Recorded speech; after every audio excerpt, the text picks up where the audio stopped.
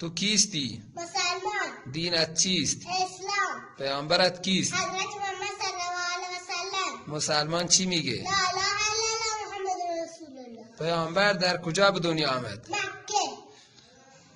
چه روزی؟ دوشنبه. چه ماهی؟ ماه ربیع الاول. چه سالی؟ عام الفیل. نام پدرش؟ عبدالله.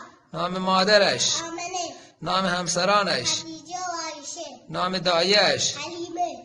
در چه سالی وفات کرد؟ 63 سالگی. در چه ماهی؟ ماه ربیع الاول. کتاب‌ها آسمانی چند تا هستند؟ 4 تا. نام ببر. تورات، انجیل، زبور، قرآن.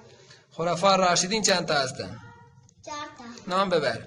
حضرت ابوبکر صدیق، حضرت عمر فاروق، حضرت عثمان زنوری، حضرت علی مرتضی. تورات از کیست؟ حضرت موسی. انجیل، حضرت عیسی. زبور، حضرت داوود. قرآن. حضرت محمد. پیامبر درباره پدر و مادر چی می‌فرماید؟ و بالوالدین احسانا، به پدر و مادر نیکی کنید.